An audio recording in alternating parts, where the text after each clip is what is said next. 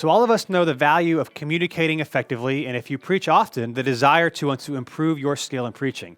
And so today on Practical Church Planting, we are going to give you 6 simple, practical things you can do to improve your preaching ability.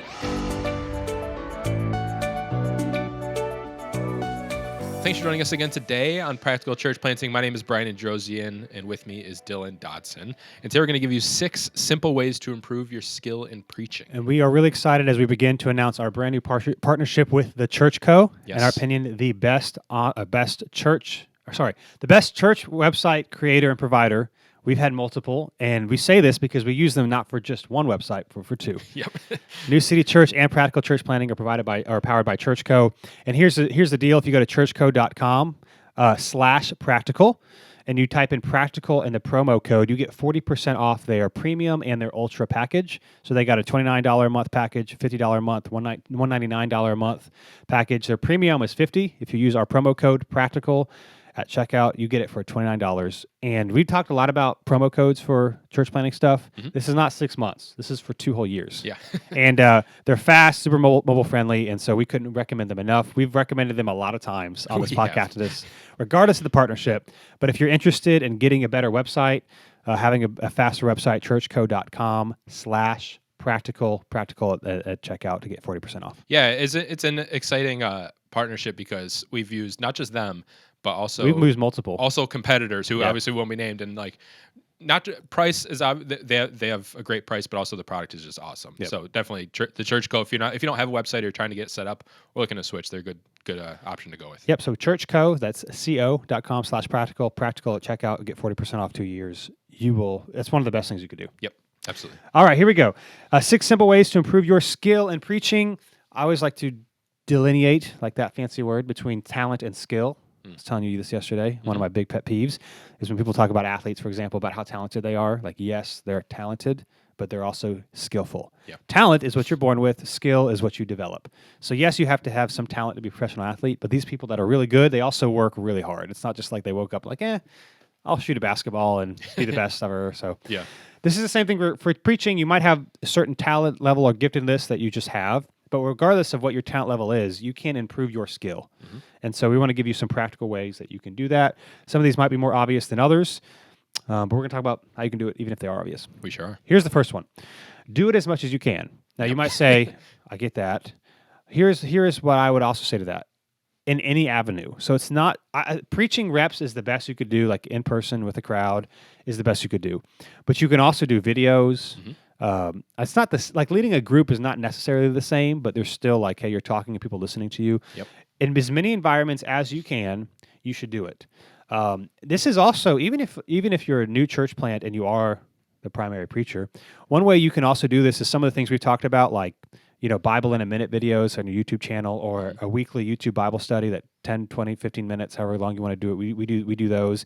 Again, it's not always the same, but the nice thing is when you have a camera and it has to be a single shot, so don't do like one where you can like stop it multiple times, because then that kind of takes the pressure off, that you have to communicate. Mm-hmm. And of course, learning to communicate in the cameras is just also important in these days.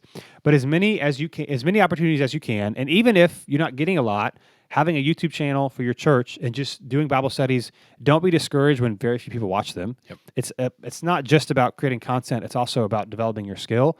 So find as many avenues, even if it's not somewhere you love to do it, and to do it. That's how you can improve. Yeah, I think especially if you haven't launched yet, so you don't have an avenue to preach weekly yet, then it's like I think it's so super important to find ways that you can teach in some capacity. I was reading the other day, and this has obviously been proven multiple times, but the best way to learn is to teach. Yep. And so if you can just find avenues, whether it's through just on YouTube, like we currently do Bible study videos on YouTube where Dylan and I kind of trade back and forth, where we'll take like a book and we'll go through it. And we've had some that have surprisingly taken off really well, and some that have done none, and maybe one day they will, and maybe they never will. But I was looking back at it, and the first one I did, well, I guess at this point, the only one I did until the next one was on the book of 1 John. And I thought about it afterwards, and I was like, when it comes to like SEO and stuff, probably one of the worst books to choose, because just not a lot of people are probably searching for 1 John, but also like 1 John will get mixed in with John, and like maybe one day it'll take off. But I was thinking about it, I was like, even if it doesn't, the going through and actually like having to write through a whole book, which Yeah. since I don't preach every week, it's not something I do, and giving it, I was like, I don't care if nobody sees it. I just learned a lot doing it. And I think Yep. if you haven't launched yet, that's an avenue you can use to where you're developing your communication skills. It's not the exact same as preaching in front of a crowd, but it is still working on it. Yep. And then obviously asking around any opportunity you can get to actually preach to a crowd is just going to help as much as you can. Yeah, and this might be kind of hard, and you might get a lot of no responses or rejections. But even Googling churches in your area that are smaller, a lot of these smaller churches that are 25, 30 people don't have someone else to preach. And so just saying, hey, if you ever need a break, I'd love to do it. Just let me know, or I'd love to meet and talk about that. Yeah. But be proactive. Don't feel bad. Don't feel bad asking. Even in your church context, I was reading a book. Oh, I forget what it's called. Redeeming Your Time by Jordan Rayner, I believe. And he did this. I'm pretty sure it was him. He did like this journalist. I think it was journalism. I could be wrong, but something in Washington, D.C., like in the White House when he was in college. He went to Florida State. And he had to do an internship, right? And so he was it just struck me. He was talking about how everyone was having a really hard time finding a local internship because everybody was trying to do it. Yeah. So he's like, why not? And so when he went there, he was around other students from all across the country, and he was like, we were not any better or necessarily more qualified than the people that were just doing local stuff, and yet we're in the White House. What happened was we just applied, and we just asked. Yeah. And it just really struck me that like that doesn't necessarily mean you're going to get it, but a lot of times we just don't ask for things, or we assume we can't. And so it doesn't happen. And so that was just like, I just applied. Wasn't any better. And my friends he went to Florida State. He said they were having a hard time finding like an internship at the local newspaper. And I'm at the White House. And the only difference is, I'm sure like his application and stuff, he worked hard in it, but he asked. Yep. And so if you're a church context or people in your community, youth group, student ministries, just say, hey, if you ever need anything, that's the best way to do it. Yeah, and especially if you can develop relationships with church planners, because especially if a church is planted and they're maybe in year one, they may not have the pastor may not have other people that can fill in. He may not have people on staff or other pastors that can fill in, and you might be able to find people that are eager to get a break, or eager to bring someone in. And especially if it's in your area, you may be able to promote, your church and things like that. But it's just in a sense of just getting more reps. I think just reaching out to people in general will help. Yep. So again, do it as much as you can. May sound obvious, but don't hinder that to just a worship gathering. Yeah. Videos can help, other, student gatherings or other small group settings, anything like that to give you experience. And one thing, if you want to do video, but you're worried about, technically you can mess up all you want, you can cut it and stuff like that, then do things live.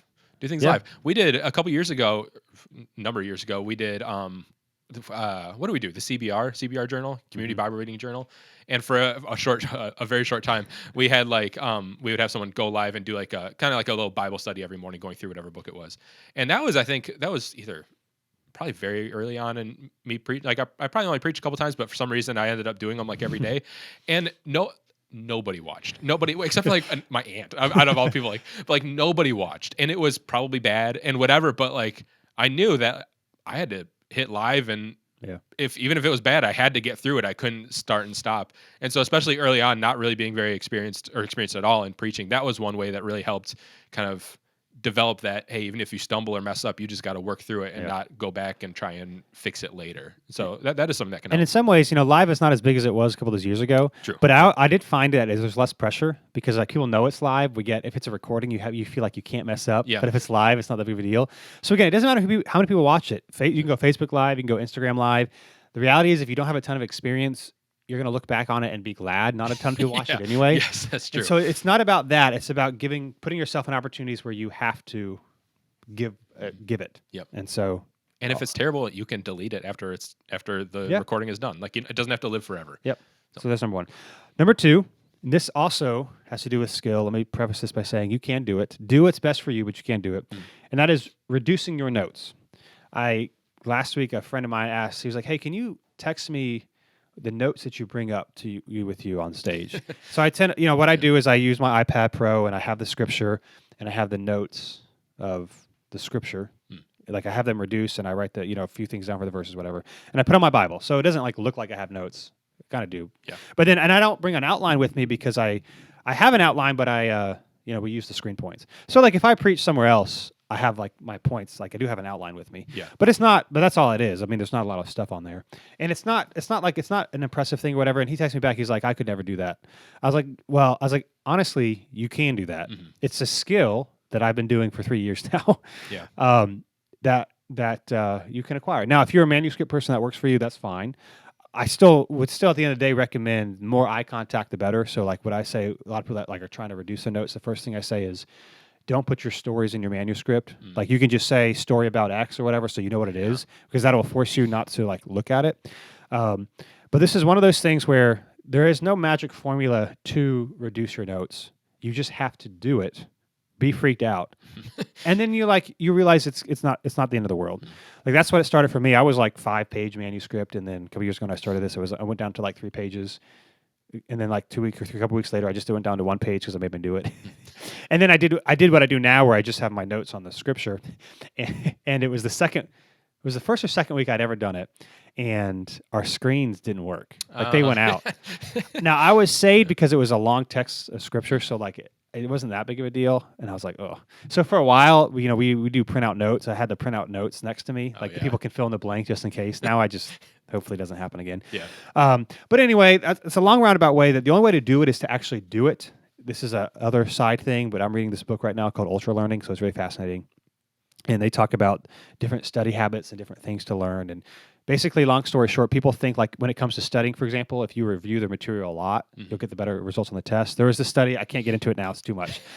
They found that free recall is by far the most effective way to remember something. And by free recall, it was like they had a group of students, they taught them something, then they gave them a test, and they didn't let them study anything. And the students that were not allowed to study in any way did the best because they were forced to think through what they'd done. It's called direct learning. That's another way of putting it. And so the best way to preach without less notes is to make yourself do it. So you can read about tips and tricks. We've got on our YouTube channel, Practical Preaching, there's a one without notes that we did that you can find and watch those things, but then do it.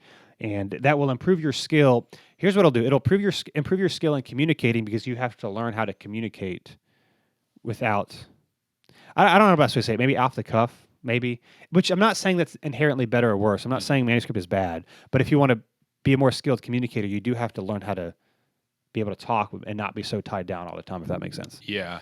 Yeah. And it's the kind of thing where it's like, it's good to learn new ways to do things like you're saying and kind of like study what other people do, but eventually you just have to do it. Eventually you just have to figure out and do it. Recently, a handful of months ago, I got a iPad, and it was the first time preaching from an iPad, which was like maybe a couple months ago at the time of recording this.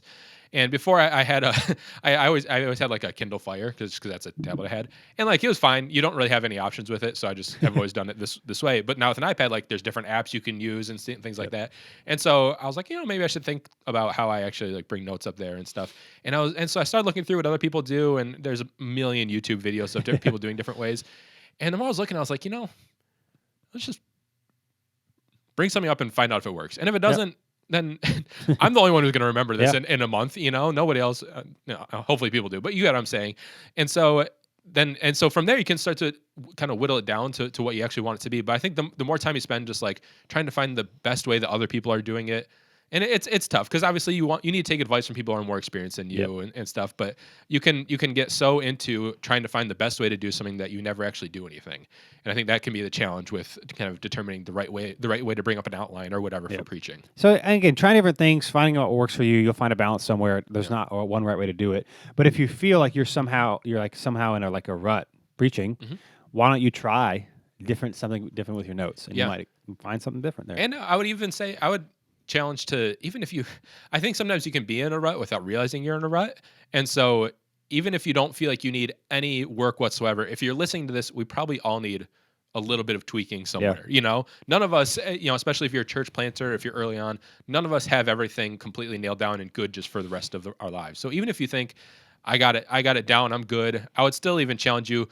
Look at how maybe you can reduce notes. Maybe you can, like you said, take stories out of your manuscript if that's something that you do. But there are little tweaks you can do, even if you think that this isn't necessarily a challenge for you. And maybe it's not even, but you can still always be improving a little bit. So I'd still challenge you to look at what you can do. Now remember, this episode is called Simple Ways to Improve Your Skill in Preaching. You might say, reducing my notes, that doesn't sound simple. I would say, yeah, it is. Just bring less notes with you. Yep. It might be hard to actually do it, but the act of removing your notes, that's simple. Yep. So that's why it made the list. And you probably realize that you know more about your sermon do, than you yeah. actually realize if you bring less notes. Like there's been times, especially earlier on, where I would have all my stories. I never manuscripted anything, but like I always had stories in there, and it always like I think of like something to say about the story that was good. So I'd put like the story, but then like 10 bullet points below it. Like don't forget to say this. Yeah. But then I realized as I'm telling a story, I know it, so I'm not actually looking at my notes. So it's just like literally taking up space. I don't even look at it. But I found that I would always end up just putting more and more information in, and then end up having all these notes. Yep. And I was like, I thought I had a small outline, and I'm looking at this like scrolling. And so yeah, I just challenge you. The more you take out, the more you realize you actually know what you're preaching, and don't have to rely on it, and can more go on just like what you actually learned in this study and what you actually think will be or should be communicated to your people. And again, this is like with reducing your notes and all that sort of thing. It might sound difficult, hard. It's just about doing it. We didn't include it in this list because we talked about so many times about preaching your sermon out loud before you do it. Yeah, that's another way to do it, is to do it with less stuff. See what happens. You'll realize more than you thought. You won't remember everything. In my opinion, it's worth the trade-off though with the connection with the audience. So. Yeah. Number 3, this one might be obvious. We want to give you a practical way to do it, not just in general. And this, listen to 3 people for 3 months. So again, this is if you actually really want to get better at preaching and not just think you want to get better in it. You know, what can happen is if you listen to one person, you start to emulate that person. Mm-hmm. You probably can't listen to tons and tons and tons of people because that's crazy. But I would say, hey, pick 3 people over the course of the next 3 months, and maybe you don't have to listen to every sermon every week, but this is a commitment. But I would listen to maybe 2 of their sermons a month. That's 2, I don't know, 6. That's a lot ish. Yeah. Don't put it on 1.5 or 1.25 speed. Yeah, that's good advice. You have to do it on 1. And it's okay if you're driving. I'm not saying you have to necessarily watch them. Well, that's fine. But like if you're driving or you're working out or whatever, but just listen to the same people for 3 months. And it doesn't have to be a theological tribe or person that you agree with. This is about people who you like, and maybe you're never going to preach like them, but learning how they do certain things, learning their timing and stuff like that could be something that's really helpful. So don't just like, I know I need to listen to people. That's a practical thing you could do. Listen to 3 people for 3 months, not on super speed, and just see what they do. If you listen to one, again, you can emulate one person too much. Having a multiple makes you not feel as if like, I don't know. You won't even consciously or unconsciously try to emulate just one person if you got multiple voices. Yeah, I heard advice that was similar just from a pastor on Twitter, and I won't mention it because honestly I don't know a ton about him. So maybe someone I'll mention him. He's one of my Twitter followers that I mentioned in my newsletter a couple weeks ago. Yeah, Josh Howerton. One of my favorite Twitter followers. Yeah, in terms of practical ministry advice. Yes, he does give good advice. I just don't know anything about him. So but he said something along these lines, and he said that I don't know how long they've been around, but a while. I mean, I think they're pretty well established. He said that he listens to a sermon a day. Now, I don't know if that's every work day, literally 7 days a week. I don't know. I don't care. But like, that's someone who is not obviously in most of our stage of church planting, been around for a while, skilled communicator and things like that. And still, regardless of how literal that meant, still sees it to be beneficial to listen to others is kind of the moral of the story. And so I think finding people to listen to will help. And this is like, I think it helps to find people that are good at the things that you're maybe want to get better at.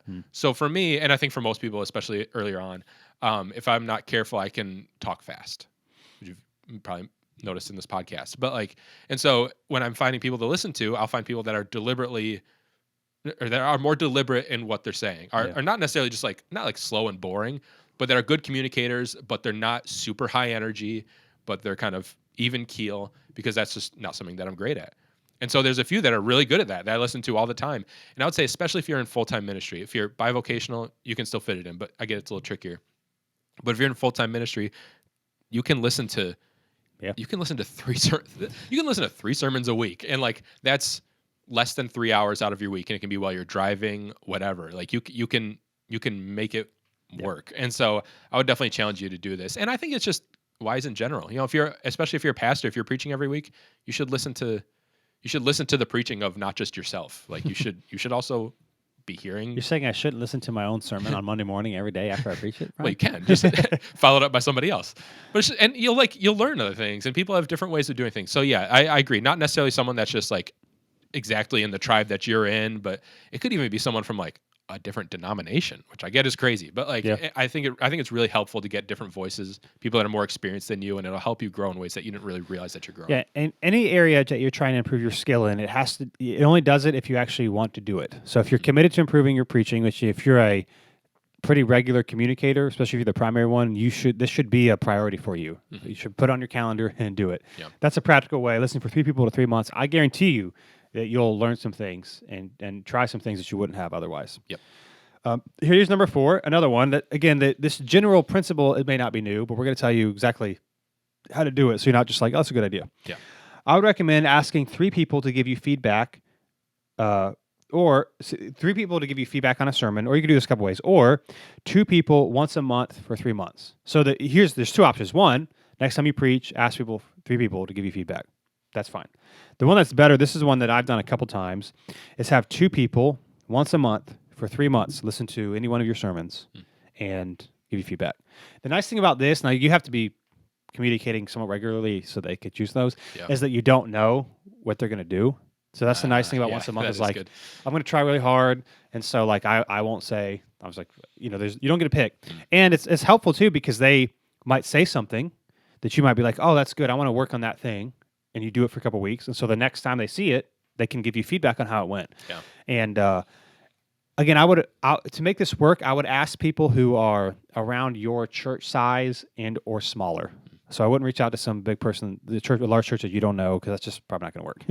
Yeah. If you want people to say yes, is to do it that way. And so 3 people for your next sermon, that could be helpful, which I think is better than nothing. But if the superstar level is ask 2 people once a month, 3 months. The nice thing about this is that it gives them, it's very clear expectations. If you just say, hey, would you review some of my sermons? Or like, how about we review each other's sermons? Like people don't know what they're committing to, but it's like, it doesn't seem like a lot, even though, that's a good time commitment, but it doesn't sound like it. Over 3 months, people, if they don't plan their calendar, they don't know. Yeah. So they'll just say yes. It can be really helpful. Also, you have to do it for them. Yeah. So when I say 2 people, it means that you're listening to 2 sermons a month as well. So it's got to be reciprocal. But ask people for 1 sermon or 2 people once a month for 3 months. I think you'll get some people that will do that. You're specifically talking about asking other pastors or preachers or people who... Yeah, because you'd have to do it for them. Yep, I mean, exactly. Or if you know someone well that just wants to do it for you and you don't have to do it for them, that's fine too. But they're more likely to say yes if you're going to do it for them as well. And I think it's helpful to ask other pastors because, like, if you're asking someone who maybe goes to your church or is part of your team or whatever, I think you're less likely to get honest feedback. And they're more used to you. That's a good point. They are more used to you. And if it's someone you have a strong or like a church relationship with, I don't know that they'll necessarily be as honest about some issues, or maybe they, like you said, they've just gotten used to your issues. So asking someone that's not in your church that is familiar with preaching and can kind of help identify some potential issues, I think really helps versus just kind of like a person who doesn't really know a lot about what goes into preaching. And this is helpful too, because then it also forces you to listen, ideally watch, if they have the video, you would watch someone else a couple times. And so it's another way to hear from other people, to hear what they're doing well. And it makes, again, if you do this, it will make a difference. Now you might be saying, Dylan, I don't have anyone to ask. Oh. Well, if you're watching the YouTube channel right here, I can't press it because it's just on a poster. Our Facebook group, Practical Church Planting, I guarantee you, somebody should do this. I don't know what I'll do. I'll send you a sticker or something, a Practical Church Planting sticker. Yeah. We have those. Someone should post in the Facebook group today, I need 2 people for 3 months to listen to my sermon. I promise you will have people in our group that would say they'll do that. And I'll do it back to you. I'll reciprocate. Yeah. If they listen to the podcast, 100%. They would know. Say, hey, I listened to the podcast today. I'm looking for 2 people once a month for 3 months who wants to be my buddies. Yep. You will get it. I promise you. You'll get it. That's a good idea. Oh, yeah. What day is this come out? I'm gonna look Wednesday. For this because this would be thank you. This would be a great place to ask because there's people from. It's not just people that you know. It's not just people that are from the same, background that you're from. It's people with all different kinds of skills. Wednesday, February 16th. February 16th is when this is released. Somebody post in the group. Check the group. Check the group. That's right. Or make the post yourself. That's how you can get people. So that was 4. Number 5. Again, one of the things we try to pride ourselves on, Practical Church Planting, I don't know why I'm talking like this, is not just like the super obvious duh. Yeah. Or if it is obvious, like some of these, like practically, here's how you could do it. Yep. Is we would say, here's some advice. Listen to your sermon audio, not your video. Mm-hmm. Yes, you should watch your video. Yep. Okay. But listening to your audio is also helpful in different ways because you're forced to have to sit and reflect probably a little bit more intensely than just watching a video and kind of like drifting in and out. You can still do that with audio, but with audio you can only listen to your pace and inflection. Yep. So video is great because you can see stuff like that. The audio is great. I say this because a couple of weeks ago, this was really helpful to me. I was like, oh my goodness, I was looking up something. So a couple weeks ago, I know what it was. I was preaching at Crew. It's a college ministry at a state around here, and I was using a sermon that I'd preached a couple years ago, and I was tweaking it a little bit. And there was in my notes from a couple years ago when I originally preached this message, there was a note about like a story, but I was like, I couldn't remember how I told the story because I knew the story went. So I went back and I found the sermon on our website, and I like scrolled through, and it was when we were having, it was before we moved into this building. We were having like video issues, so there wasn't even a video to watch. Nice. So I had to just do the audio. And I'm listening to it, and I was like, oh my goodness, I talked so fast, which is still fine. But it was just fascinating to me. And I was like, man, if I had to listen to just the audio a couple of years ago, you don't even have to listen to the whole sermon instead of because the video, again, you can be distracted on other things. Yep. But like you're forced to listen to your pacing, to your breaks. Do you leave quiet after points? Do you allow people to laugh? It's different than just doing the video. And I was like, oh man, this was really helpful. I was like, man, I should have done this earlier. Yep. So it was just interesting to me. I never would have done that if I was looking for something and I had to do the audio. But it helped me in ways that just watching the video I wouldn't have picked up because all I could do was listen to myself. Yeah. And so, listening to yourself via just audio could be really helpful. I think especially if, once you plants, you're preaching every week. Yep. I don't know that it's always going to be feasible listen and watch every single message forever. But especially if you're in the pre-launch phase or if you're newer or just getting like kind of sporadic opportunities to preach, you should listen to every message you have. Like, so right now we're 4 years in and change. I preach, I don't know, 4 times a year, maybe we'll say. I'll listen to everything that I preach because I can fit it in my schedule to carve out 30 minutes the next day. Brian, I listen to all your sermons too. Thanks, you have to. But I always and the audio. I didn't even think about this. I do usually listen to the audio, but I didn't really think about the reasons until we started talking about this. But so like I said earlier, sometimes I can get a little fast in my talking, and if you're watching yourself and you're animated, you don't notice how fast you're speaking because the person's also moving a lot. There's other things going on, and so you don't necessarily you may not always necessarily catch the speed in which they're talking. But I found if I listen to it, generally after I preach that on Monday, I'll listen to our podcast in the car and with windows up and it turned down because my biggest fear is like pulling up someone I know and seeing them see me listening to myself. That would be awesome. No, I'm trying to actually learn. But like it happened just this last time. I was listening to it and I thought the message was fine. And I was listening to it, I was like, oh my goodness. Like it was way faster than usual for I don't even know what reason, but I don't think I would have caught it just watching the video. And now there's things that you can gain from watching the video. Yeah. Obviously, you should notice like how much eye contact you're making, kind of your movements and things like that. But just listening to the audio, I think you'll catch a lot more than if you're paying attention to just the video itself. And a simple way, if you're not an all-star like Brian, is you could just go to your podcast or wherever the audio is, it should be on podcast, and just click somewhere and just listen to 2 or 3 minutes every week. If you preach every week and you're like, I don't want to listen to myself every single week, just to hit play for a couple minutes, just a random spot, and you'll hear or learn something from it. And you can do like periodic checkups on yourself, like try and once a month listen to one or something like that. Listen to one through, just because you'll catch things like how I communicate stories and how I communicate more serious points and things like that. But yeah, obviously you don't have to like spend an hour every single Monday listening to it. But yeah, listening to your audio, I think is going to be I think you'll realize more about your preaching if you've never done it than you will just watching your video. Yep. So video is obvious, audio maybe not so much, but I think it'll be really helpful. Yep. Last but not least, number 6 to improve your skill in preaching is to read books on communication. Yep. I did not say on preaching. Now, one of my recommendations is a preaching book, but we're focusing on the skill. To be a better preacher, you need to develop a skill of communicating. And preaching books can be fine. A lot of times they talk about how to exposit a text, which is fine. But if you do that in a very boring way, it doesn't matter. I always use the extreme example that if you go preach at a church that doesn't speak the same language as you are, it doesn't matter how great you exposit the text. Nobody knows what you're saying. Yeah. And so you want to read books on communication or podcasts on communication or things like that to help you improve your communication. So there's lots of them that you could do. I know people don't want like books lists that are 10 books long. So I'll just give you two. Maybe Brian has one he wants to share. One is Do You Talk Funny by David Nihill. I don't know how you pronounce his last name. It's Nihill. He's a comedian. Oh, it was so good because I'm not talking about like being a comedian jokester on stage, although most people aren't good enough at that anyway because they haven't developed the skill. So I don't think you need to worry about being too funny. But I just loved his book because his book was very skill based. He's like, I was not any better than any of this. He was talking about how like when he got his start, he would go to these clubs, and like these people would be funny on stage, but off stage, like they weren't life of the party. A lot of them weren't big extroverts. Like you would never know they were a comedian. Yeah. But they've like worked on this thing. But one of the things he talks about is how to actually be funny. And again, it's not about being funny for the sake of being funny, but if people laugh, they will listen to you. They just will. Yep. And it doesn't have to be some big rolling on the floor laughter, even just like a small little chuckle on the inside. Yeah. And so he talks practically, here are some techniques and things that comedians use that you can use when you're telling stories to better connect and engage with an audience. So I would just highly recommend that. There's a couple things in that book. I don't know that I still use them great, but I've stuck with me to help, and it gets laughs every once in a while. Again, not for the sake of being funny, but for the sake of connection. So that's really fun. That's a good one. Do You Talk Funny by David Nihill, I don't know. And another one I read last year that I think is helpful, especially if you really want to improve your skill in preaching and communicating, is Preaching That Moves People by Philip Yancy. Now, this is a preaching book, but he talks about dynamics and inflection. He talks about people's range of emotion.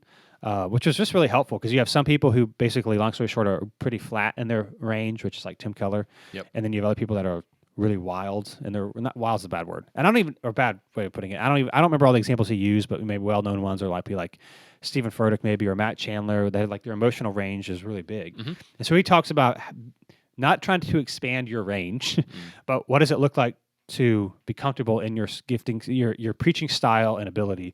So Preaching That Moves People is also helpful. But I would read books not how to preach better, which is fine, but on how to communicate better with an audience so that you can actually better connect with what you're trying to say to people.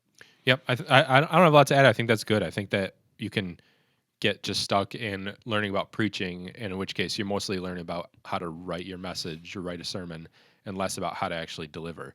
And because delivery is not sounds terrible. Delivery is not always like a spiritual thing. You can be a really gifted communicator and obviously not be a preacher, and you can write a great message and have no clue how to communicate it. And so books on communication in general, I mean, these are two. What's the TED Talk book that I read a couple years ago? I think it's called TED Talk. It's written by the guy who started TED, and it's a great book. It basically goes through everything that they coach anyone who's giving a TED Talk on how to communicate. And obviously, like, not every single thing translates perfectly, but it's about discerning what actually does translate to what you're doing. And so these things that basically the things that professional communicators use to learn this craft, I think you should use. I think it's a mistake to just assume that if you've gone through seminary, if you've learned how to write a message, if you've learned how to teach a text, that you can communicate in a skilled way. I think it's a thing that it takes time to learn, but also there are practical things you can do to learn it. Yeah, what you don't want to do is assume that just because you preach a lot, you're going to get better. Now, the less you've preached, the more that's the case, which is why our first thing is do it as much as you can.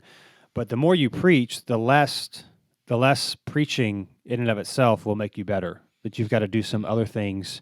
Now, other things, and then you can preach and try them to get you better, but just being able to preach every Sunday or whatever, that in itself, after a while, is not going to improve your skill without doing some of these other things to be more intentional about it. Yep. So, and I think if you haven't necessarily like dug into your own preaching yet, you may not realize the issues you have, especially if you're kind of in the groove of preaching every week. I don't know that people necessarily think this, but I've definitely heard some younger pastors that have been preaching for a short amount of time, but that do seem to kind of have the same issues continuously.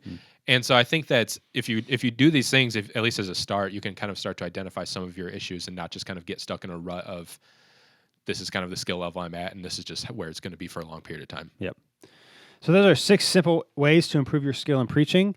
If you also want to simple ways to improve your website, churchco.com/practical. You can just go to the churchco.com, honestly, and look at all their stuff. Yep. But when you if you actually go to checkout, make sure you put the promo code practical to get 40% off their top 2 plans, which means you can get their premium plan at the cost of their basic plan. Yeah, which is awesome. And we're really excited about it because they're great. And everyone will go to your website before they visit your church, almost everyone. Even if they find you on social media, they will check your website out first.